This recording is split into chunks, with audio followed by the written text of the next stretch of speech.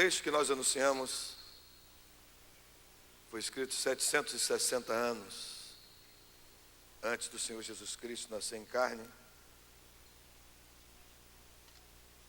E nele está registrado este imperativo de Deus: levanta-te e resplandece, porque já vem a tua luz, e a glória do Senhor vai brilhando sobre ti. Olhe para a pessoa que está ao seu lado e diga: levanta-te e resplandece, porque já vem a tua luz, e a glória do Senhor vai brilhando sobre ti. No momento que nós recitamos em alta voz esta porção abençoada da palavra que prevalece, levanta-te e resplandece, porque já veio a tua luz, e a glória do Senhor vai brilhando sobre ti, ocorre no mais profundo do nosso coração uma questão de alta indagação. Quem carece, quem necessita de levantar-se? O imperativo, a determinação, a ordem, o comando do Senhor para a nossa vida é: levanta-te.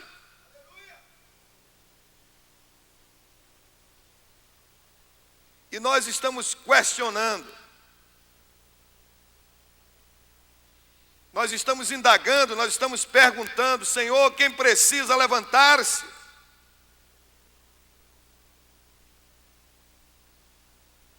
Tudo quanto nós necessitamos saber, aprender ou entender no reino de Deus, a Bíblia, a palavra de Deus, a palavra que prevalece, nos revela. E a primeira coisa que nos ocorre quando perguntamos quem precisa levantar-se é que se trata de um defunto, de um cadáver, de alguém que está morto. Diz a palavra que prevalece em Efésios 2:1: vós já estáis mortos nos vossos delitos e nos vossos pecados. Deus está direcionando o seu comando, a sua palavra, para pessoas que estão mortas, para defuntos, para mortos-vivos.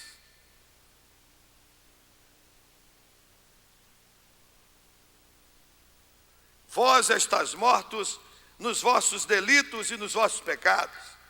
Bispo particular, não, quem está morto, quem é defunto, quem é cadáver, como pode levantar-se? A solução está em João 11:25, dito pela boca do Senhor Jesus Cristo: eu sou a ressurreição e a vida. Aquele que crê em mim, ainda que esteja morto, viverá.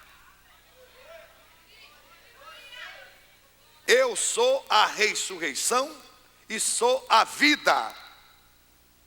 Aquele que crê em mim, ainda que esteja morto. E quando este imperativo de Deus, levanta-te e resplandece, porque já veio a tua luz, e a glória do Senhor vai brilhando sobre ti, ecoa nos nossos ouvidos, na nossa mente.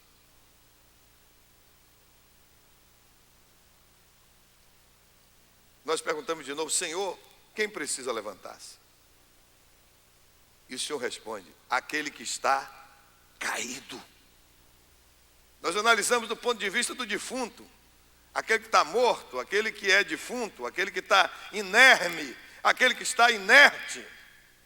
E agora, aquele que está caído. E a própria palavra que prevalece, Isaías 40:31 diz: é ele quem levanta o caído e ergue do monturo o necessitado e faz o pobre habitar entre os ricos.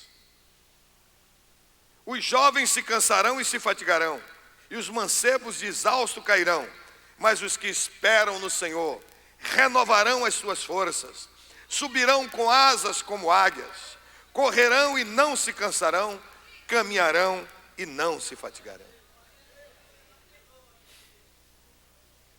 Levanta-te e resplandece, porque já vem a tua luz, e a glória do Senhor vai brilhando sobre ti. Quem precisa levantar-se? Quem está derrotado, quem está abatido, quem está acuado, quem não tem nenhuma perspectiva de vida, nem de alegria, nem de vitória, nem de conquista, nem de realização dos seus sonhos, dos seus desejos, dos seus anelos. Aquele que está no fundo do poço.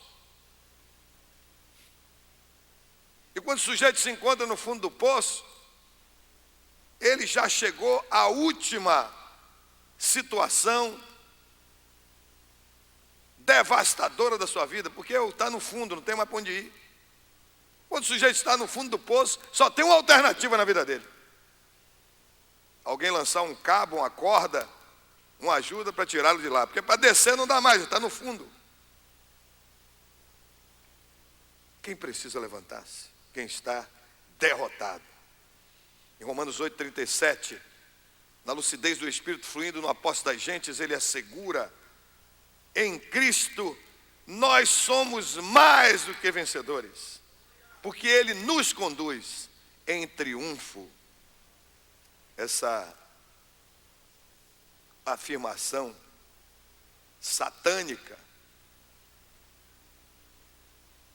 que é lançada sobre as pessoas e que os pecha de derrotados, de azarão. Não adianta você querer fazer nada na sua vida que nada vai dar certo. Tudo que você fizer vai dar errado, porque você é um derrotado. Você não vai conseguir nada. Você não vai para lugar nenhum. Não sei nem mesmo entender como é que você está vivo. O que é que você está fazendo aqui? E pessoas que, por causa dessas vozes que ecoam diuturnamente no mais recôndito do seu ser, essas pessoas vivem à custa de remédios para dormir, de comprimidos, vivem em depressão, vive em constante opressão, vive com medo de sair na rua, sofrem de síndrome de pânico, querem ficar trancafiados nos quartos, nas suas casas, completamente amedrontados. E quando você traz ao coração dessas pessoas uma palavra de ânimo, tudo vai dar errado. Eu sou um derrotado. Nada dá certo em minha vida. Eu gosto de dizer, gosto de afirmar e gosto de repetir, porque a repetição é a alma da retórica.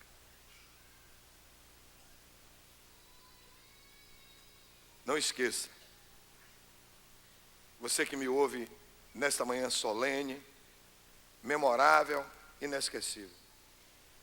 Um certo dia, seu pai, tendo relação sexual com sua mãe, lançou no ventre dela mais de 6 milhões de espermatozoides.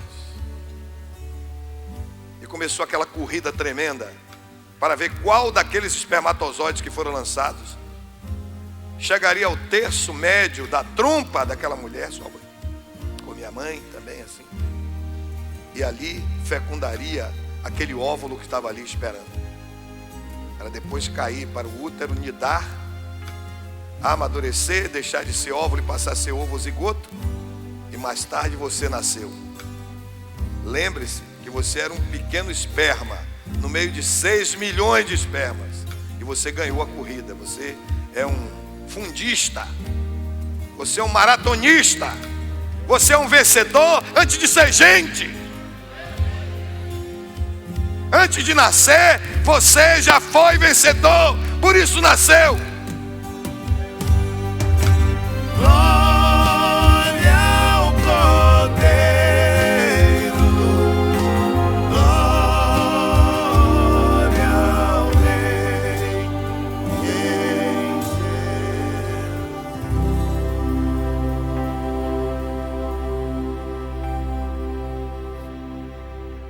E é por essa razão que a palavra que prevalece nos leciona, nos ensina pela pena abençoada de Paulo em Romanos 8:37. Em Cristo nós somos mais do que vencedores, porque qualquer ser humano vivo na terra é vencedor.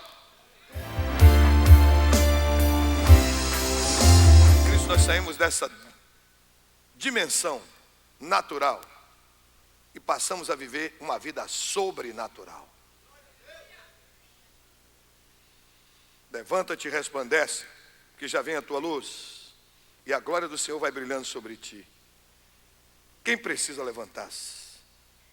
Aquele que está desmaiado. Quem precisa levantar-se? Quem está desmaiado. Pelo que tendo este ministério, segundo a misericórdia que nos foi feita, não desmaiemos, antes rejeitemos as coisas que por vergonha se ocultam, não andando com astúcia, nem falsificando a palavra de Deus, e assim nos recomendamos à consciência de todo homem, na presença de Deus, pela manifestação da verdade. 2 Timóteo 4, 1 e 2. Levanta-te e resplandece, porque já veio a tua luz, e a glória do Senhor vai brilhando sobre ti. Quem precisa levantar-se? Quem está dormindo. E quando nós dizemos quem está dormindo, não estamos nos referindo apenas às pessoas que estão deitadas na sua cama, no seu quarto, repousando. Nós estamos falando de pessoas que vivem diuturnamente dormindo. Pessoas completamente imobilistas. Pessoas que não sonham mais. Pessoas que não conseguem enxergar um palmo na frente, adiante do seu próprio nariz. Pessoas que vivem numa letargia terrível. Não enxergam, não veem. Tem umas que conseguem ver. Outras nem com auxílio de lentes grossas e poderosas. Quem sabe de telescópios que conseguem varar o espaço sideral, enxergar corpos celestes que jamais foram vistos. Na minha juventude, não tem muito tempo assim, lá pela década de 60, 2 homens na sua terra, lá, pastor Adalto, lá no Agreste pernambucano, Francisco Julião e Miguel Arraes, que também eram jovens, pensaram e sonharam que podiam derrubar o governo da República pela força das armas, treinando um exército de lavradores, de camponeses, assulados contra o governo e contra a ordem pública, e ali eles iam tomar o poder. E deram o nome àqueles grupos de ligas camponesas. Estourou a Revolução de 1964, eles foram presos, fugiram, foram banidos, foram trocados por Charles Elbrick, embaixador americano. Foram 28 para Cuba. A coisa ficou como que em letargia. E agora na década de 2001, no século 21, essas ligas camponesas recrudescem, ressurgem com o nome de MST. E estão posicionados nos lugares mais estratégicos do país. estão sendo treinados e adestrados na guerra de guerrilha para tomar o poder no Brasil pela força das armas. E bem recentemente, aqueles que financiam este projeto, a China, Cuba, Venezuela, a Colômbia, através da narcoguerrilha, precisavam ver que esse exército de guerrilheiros já está preparado para o combate, adestrado e treinado. E eles fizeram o chamado Abril Vermelho, dos 26 estados, incluindo o Estado Federal, os 25 estados federados e o Distrito Federal, 26, eles saíram de 23 em caminhada como soldados de infantaria, com logística, com comando, com comunicação, e se deslocaram para o ponto de reunião, Goiânia, e de lá marcharam para a capital da República, como infantes, com suas mochilas, carregando ali todo o seu material, mostrando aqueles que financiam que já estão prontos. E agora, uns 15 dias atrás, no Porto do Espírito Santo, apreenderam 64 mil uniformes camuflados do Exército Brasileiro, fabricados na China, dos 100 mil enviados para fardar esse exército de guerrilheiros, prontos para receber 100 mil rifles AK-47, doados de presente pelo coronel Hugo Chávez. E observe que trabalho lindo eles estão fazendo. Sucatearam as Forças Armadas, Exército, Marinha Aeronáutica hoje não tem dinheiro para ter rancho, tem dinheiro para estar dentro do quartel, não tem dinheiro para treinar ninguém, não tem armamento, não tem nada. Usaram a mídia que está no bolso deles para arrebentar com as polícias militares, falando de banda podre, não sei o que, acabou com tudo. Prepararam uma lei de desarmamento. Eu sou contra a arma, sou contra a violência, mas desarma o povo, porque na hora que os AK-47 começarem a atirar, ninguém vai poder se defender. E a nação mais poderosa do mundo hoje, a democracia mais sólida do mundo, tem uma Constituição, na qual Constituição tem a emenda número 2 lá nos Estados Unidos da América. E a emenda número 2 da Constituição americana diz assim: é obrigado que todos os cidadãos americanos tenham o direito de ter armas e negociar armas, para em caso de alguém que querer derrubar o governo, eles resistirem. Mas a última resistência, que seria essa, já foi comemorada, celebrada, acabou-se com tudo. Tem mais nada. O governo federal liberou 5 milhões de reais para esse pessoal marchar e mostrar ao mundo que está preparado, sob comando de um guerrilheiro chamado Zé Disseu. Foi treinado em Cuba. Dos 28 que foram trocados pelo embaixador Charles Elbrick, 27 morreram quando voltaram, e só ele teve a ideia de pedir a ele, comandante Fidel Castro, para fazer a operação plástica. Entrou aqui sem ninguém conhecer, foi para o interior do Paraná, com o nome de Daniel, que era o mesmo nome do oficial de guerrilha que o treinou na arte da guerra, e que tem 30 dias que estava jantando com ele, almoçando com ele no Palácio do Planalto. Esse país com 40 milhões de brasileiros, comendo lixo, vivendo abaixo da linha da pobreza, da miséria, emprestando 50 milhões de dólares a Cuba, e o roubo e a rapinagem que vocês estão vendo aí. Ninguém vê isso. Ninguém vê isso. Ninguém enxerga isso. É por isso que diz que o nosso povo não tem memória, não tem lembrança, não vê nada. Estão dormindo. O que o Senhor diz em Efésios 5,14: desperta tu que dormes, levanta-te dentre os mortos, e Cristo te esclarecerá.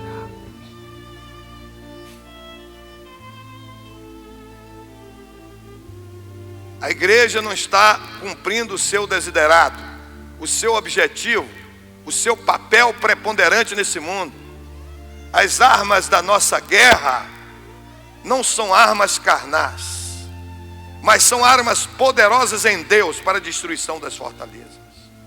A igreja não está orando, a igreja está em letargia, a igreja está imobilista, a igreja está dormindo. A igreja está esperando o mar pegar fogo para comer peixe frito. Somos nós, os guardiães da nossa república, da nossa democracia, da nossa liberdade, irmãos. Somos nós. Se vocês tivessem o privilégio que eu tive de contrabandear, e é errado contrabandear, mas eu contrabandeei e contrabandearei 10.000 Bíblias para a China continental, e fui lá levar.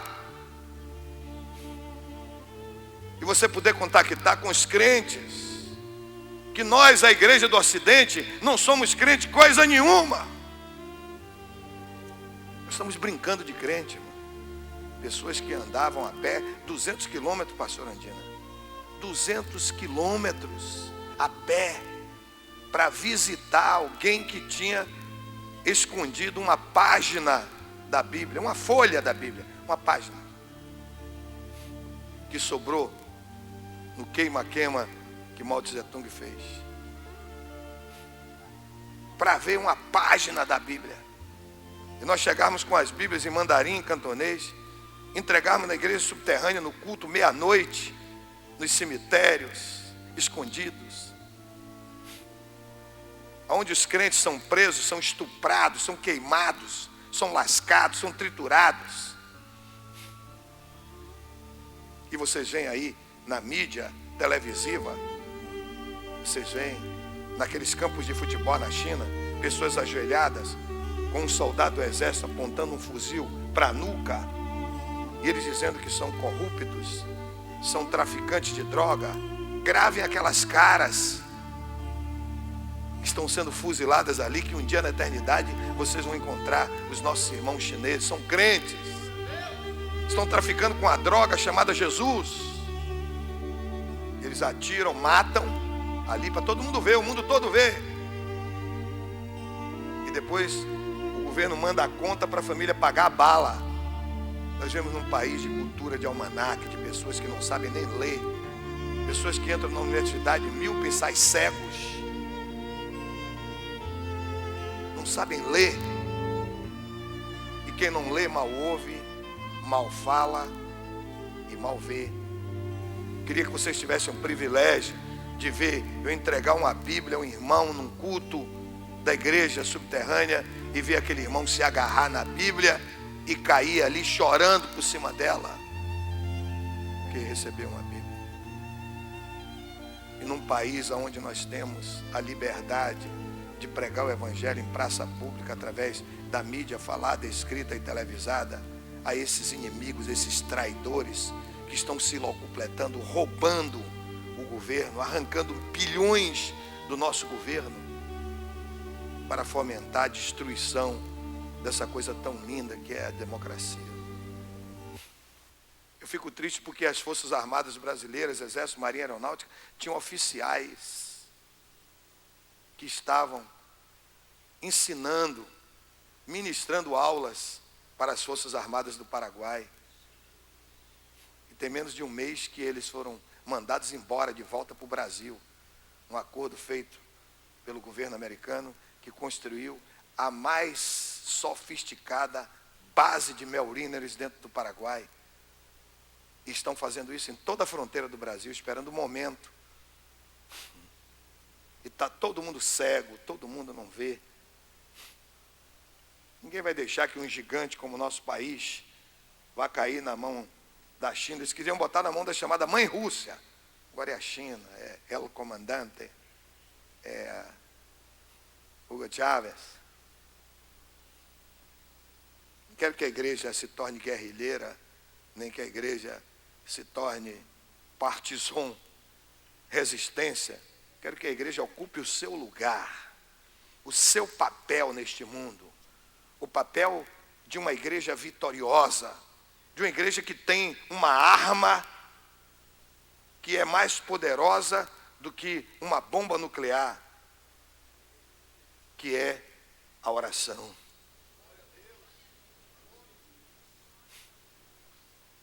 Um ano e pouco, sei lá, 2 anos atrás, pouco tempo atrás, pastor Elias, o ditador da Coreia do Norte declarou que ou a Coreia do Sul se reintegraria, a Coreia do Norte se tornaria comunista, ou ele, que tem bomba atômica, ia lançar uma bomba atômica em cima da Coreia do Sul. Imagine que sujeito desgraçado.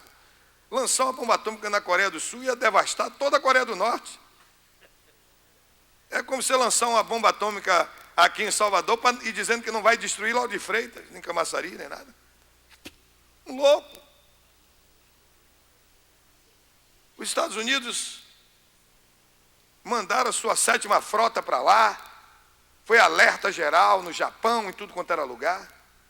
As armas, o poder das armas e dos exércitos, e da marinha e da aeronáutica. Mas a Bíblia diz que as armas da nossa guerra não são armas carnais, mas são armas poderosas em Deus para a destruição das fortalezas do diabo. Um pastor como nós, pastores, ali em Yoido, na Coreia do Sul, o pastor David Yong-Shu convocou o povo da sua igreja. Não convocou a igreja dos outros, não. Convocou só a sua igreja para orar. Estabeleceu um relógio de oração. Eu quero diariamente 250 mil irmãos desta igreja, de 2 milhões de irmãos, subindo para o monte, orando, e quando foi 250 mil saindo, 250 mil estão entrando. Porque ele diz que em 30 dias ou entrega, ou se rende, ou ele destrói.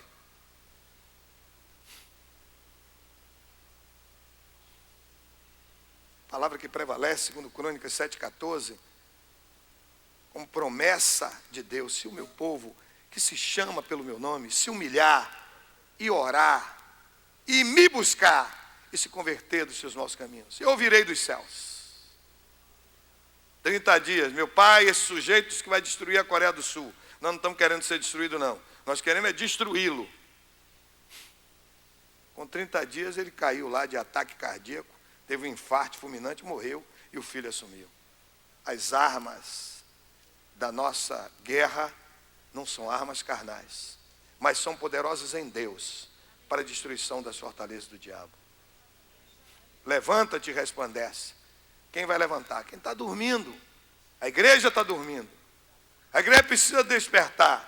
E a igreja precisa assumir a sua posição, a sua identidade e a sua presença nesse chamado mundo globalizado. Precisa jejuar, precisa orar, precisa buscar o Senhor. Precisa pedir perdão por esses que estão aí administrando a nação. Estão sangrando as finanças do país. Não tem dinheiro para saneamento, não tem dinheiro para comida para os miseráveis, não tem dinheiro para casa popular, não tem dinheiro para o transporte de massa, não tem dinheiro para a segurança pública, não tem dinheiro para a educação, tem dinheiro para o mensalão.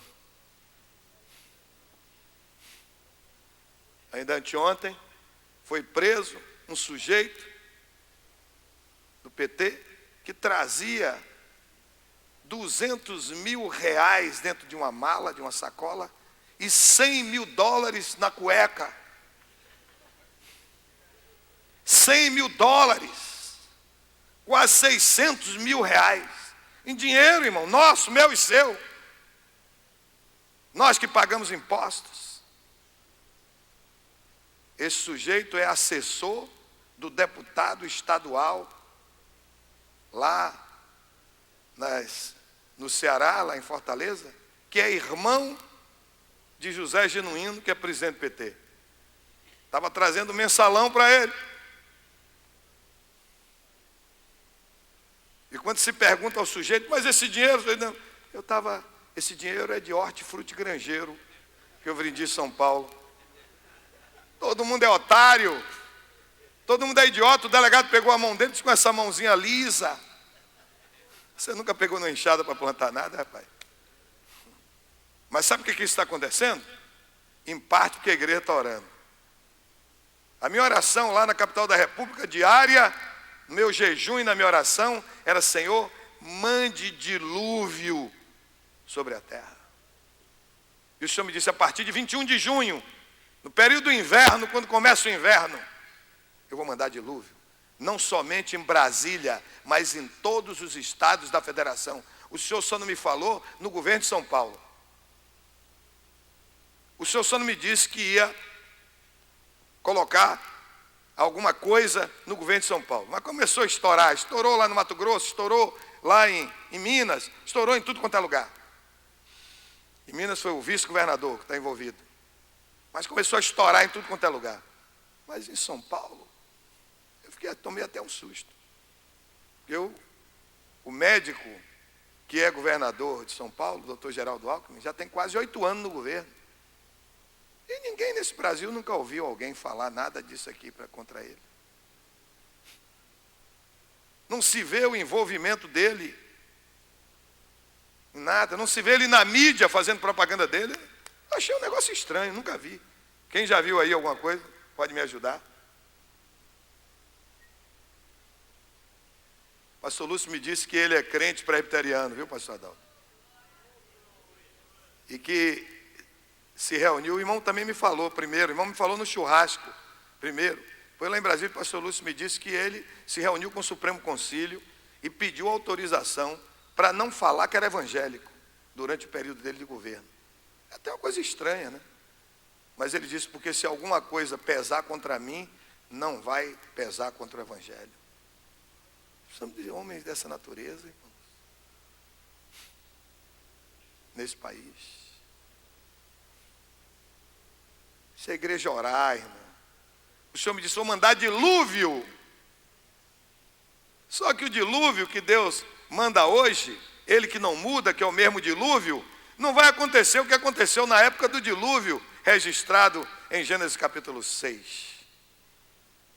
E a Bíblia diz assim: abriram-se as comportas da terra, ou seja, os rios subterrâneos, que existem debaixo da terra. É claro, se é subterrâneo, está embaixo da terra. O lençol freático, irmão, explodiu de baixo para cima. Só que hoje, quando o lençol freático explode, em todas as cidades, existe um sistema de esgotamento sanitário. E a pressão da água arrebenta com o esgoto e a lama aparece. Como está aparecendo aí.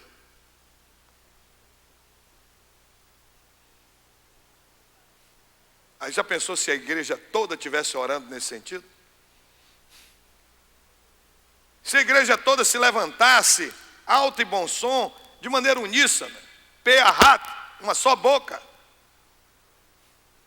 para clamar ao Senhor, para que o Senhor faça isso.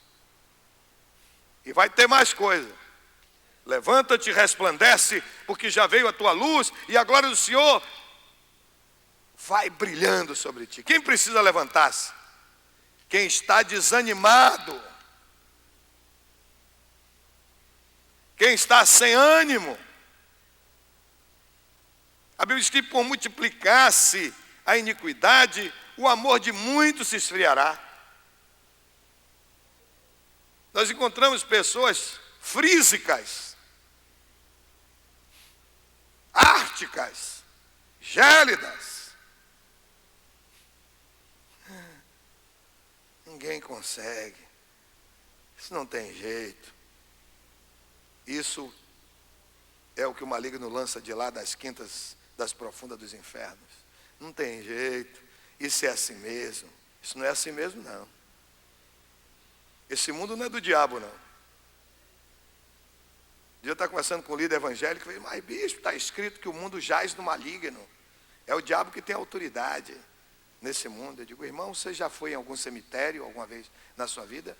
Ah, já fui em vários cemitérios, vários enterros. Já leu o que é que tem escrito nas covas? Já se deu esse trabalho de ler o que tem escrito nas sepulturas? Já leu? Tem um chavão que é colocado em quase todas as sepulturas. Ele eu já li. O que é que tem escrito? Aqui jaz fulano de tal. E fulano de tal que jaz ali, tal que comandando todo o cemitério? É dono do cemitério? Tem autoridade no cemitério? Esse verbo jazer, aplicado ali, está dizendo que aquelas ex-pessoas humanas estão mortas. O mundo jaz no maligno, quer dizer, o mundo está morto. Nos braços de um defunto chamado Satanás. Quem dá autoridade ao diabo para agir na terra é a igreja. Porque só a igreja tem autoridade no planeta. E como a igreja glorifica ao diabo, e é isso que se ouve diariamente da boca dos crentes: o diabo tirou meu emprego, o diabo arrebentou meu carro, o diabo me tirou minha empresa, o diabo me botou uma doença, o diabo me fez, me aconteceu, porque você é gato e sapato nas mãos do diabo.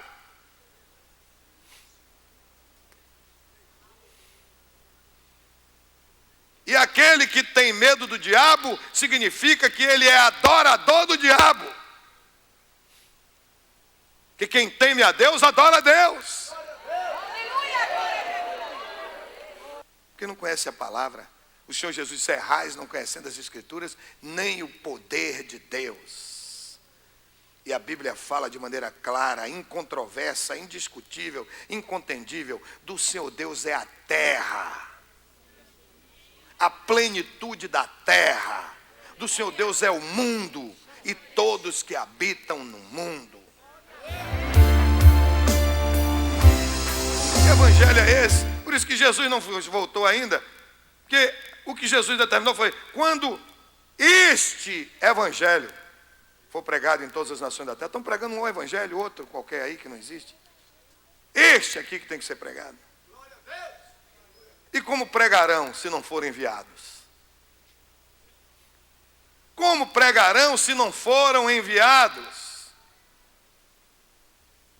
Quem precisa de levantar-se? Quem precisa de levantar-se? Levanta-se e resplandece. Aquele que está desanimado. Isaías 7,4: acautela-te e anima-te. Não temas e nem se desanime o teu coração. Acautela-te e anima-te. Não temas, irmão. Essa palavra não temas na Bíblia aparece na Bíblia 366 vezes. Não temas porque eu sou contigo. Não te assombres porque eu sou teu Deus. Eu te ajudo, eu te esforço, eu te protejo com a destra da minha justiça. Quando passares pelas águas, não te afundarás. Quando pelos rios, eles não te submergirão. Quando passarem pelos fogos, não te queimarás, nem a chama arderá em ti. Eu mesmo sou o Senhor, o teu Salvador. Chamei-te pelo teu nome e tu és meu. O sujeito que trabalha para o maligno não tem direito de ter nome. Só é conhecido pelo apelido. Você pode abrir a página de polícia aí que você vai ver. Jeguinho, coice de mula, mãozinha, pescoção, narigudo, orelhinha, mão leve. Tem direito a ter. Cara de jegue. Não vai ter. Tem direito a ter. E por aí você pode entrar. Não tem direito de ter seu nome, de ser chamado pelo teu nome, que é a mais gostosa, mais doce, mais extraordinária melodia ao ouvido humano é seu nome. É algo tão tremendo, tão transcendental, que quando você vai entrando no banco, que hora fecha o banco, pastor Manuel? 4 horas da tarde, né? Faltam 5 minutos para 4, você precisa pagar um título para não pagar juro. E quando você bota o pé dentro do banco, alguém grita, Manuel! E você larga lá o juro, larga a banana toda e volta. Isso o que é, irmão? Já perdeu tudo, porque o nome é a coisa mais gostosa que tem na vida. O sujeito não tem privilégio, não tem esse privilégio de ser chamado pelo seu nome. Tem um nome fictício, um nome falso. Olha lá o sujeito, vai lá para o fim do Paraná, lá para o interior daquela cidade de primeiro mundo que é o Paraná. Não, é um estado de primeiro mundo, né, pastor? O sujeito se esconde lá no interior, se amazia com a mulher que era dona de uma boutique, e a mulher pergunta seu nome, ele, Daniel. Então, o diabo é um desgraçado. Daniel em hebraico quer dizer juiz de Deus, rapaz. E aí daqui a pouco muda as estruturas aqui no Brasil, a mulher tem um filho com ele, com Daniel.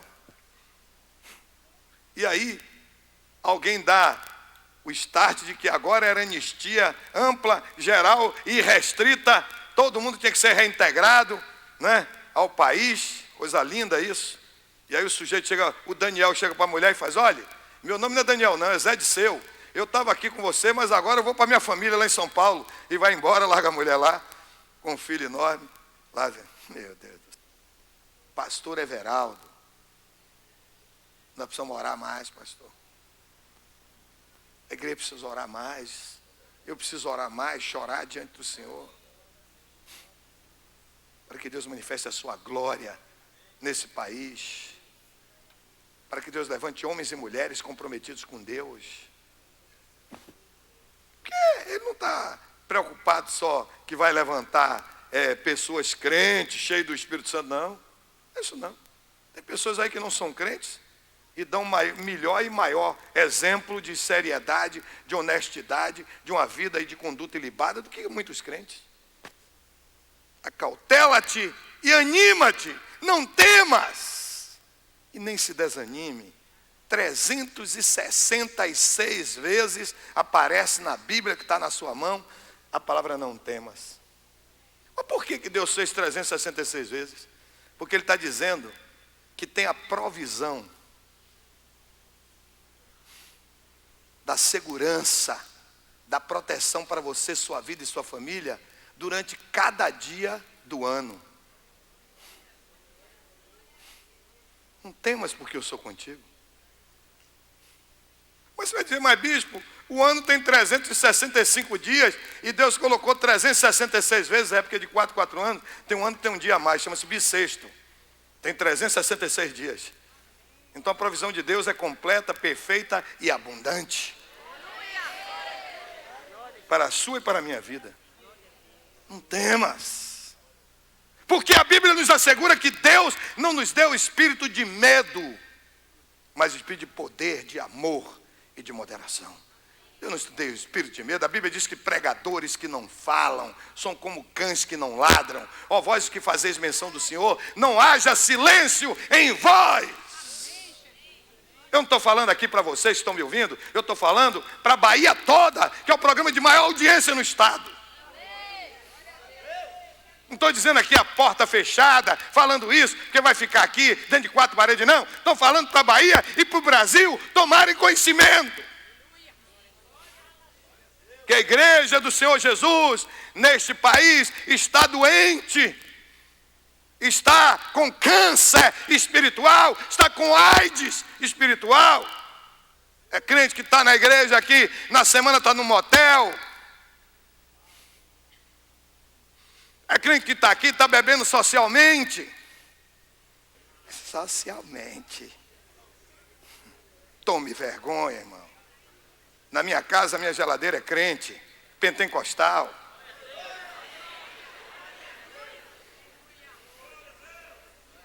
Precisa se conscientizar que nós somos sal e luz do mundo.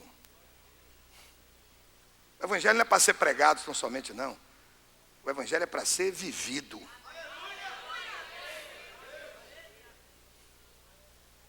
O evangelho é para ser vivido. Eu me lembro que no início da minha fé, eu membro da Igreja Batista da Graça, eu senti vontade de orar, de um culto de oração, 5 horas, 5:30 da manhã. E fui ao meu pastor, pastor Tasso Wallace, pedi autorização. Pastor, eu queria começar um culto de oração, 5 horas, 5:30 da manhã, todo dia, para que as pessoas, antes de ir ao trabalho deles, viessem para esse culto. Não, meu filho, está autorizado. E eu, durante 6 meses, 6 primeiros meses, eu ia para aquela igreja tão grande ali, aquele santuário tão grande. 5:30 da manhã eu chegava. Não era pastor, não era coisa, não era um membro da igreja comum. E ali eu abria o culto, e ali eu começava a cantar, e depois eu orava, para mim só. 6 meses, irmão. Só tinha eu sozinho. Todo dia, 5:30 da manhã. Avisava, convidava, e aí 6 meses eu ali. Depois de 6 meses, apareceu a irmã doutora Gesi, diaconisa, médica, para vir também, 5:30. Aí a irmã doutora Gesi convidou uma enfermeira, que era amiga dela, irmã também da igreja. E aí veio. Depois de 6 meses.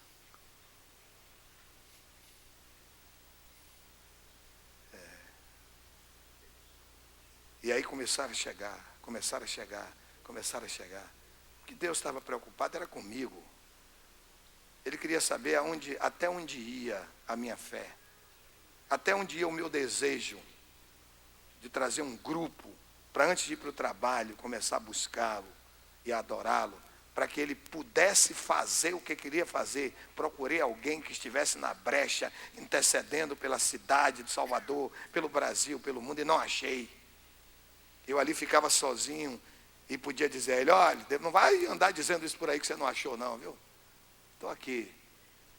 Ah, Senhor. Se você colocar isso no seu coração, irmão. E quantos estão aí? Bispo, o senhor nunca me convidou para trabalhar na igreja, para plantar batata, irmão. Quem quer trabalhar se apresenta como voluntário e se alista no exército para guerrear. Está atrás de convida. Bispo, porque eu não tenho cargo. Aqui nessa igreja ninguém tem cargo não, porque não é bíblico. Aqui nessa igreja todo mundo tem carga, que a Bíblia diz: levai as cargas um dos outros. Está com a camiseta da Marcha para Jesus, dia 30 de julho. Shabat, é um sábado. Fica aqui, ó, para o povo te ver. A irmã Rose.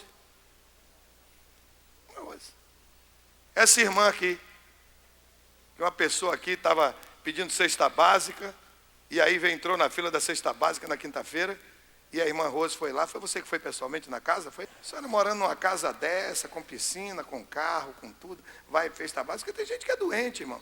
É um espírito de mendicância, que é crime. Falsa mendicância é crime. Está entendendo?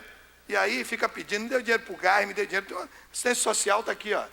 Se você é carente, é membro dessa igreja e está precisando, está desempregado, está em necessidade, você vem, se inscreve, bota o seu endereço, vai o pessoal da ação social na sua casa para ver se está passando necessidade, e toda quinta-feira você recebe sua comida para comer com seu marido e seus filhos.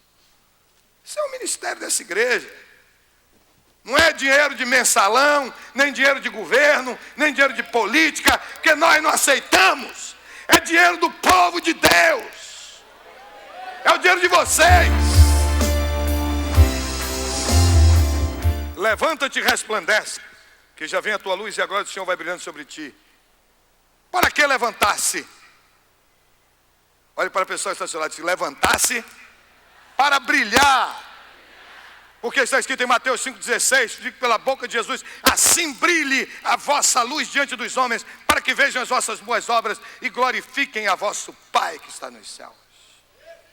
Levanta-te e resplandece. Para que levantar? Para resplandecer, para que sejais irrepreensíveis e sinceros, filho de Deus inculpáveis, no meio de uma geração corrompida e perversa, entre a qual resplandeceis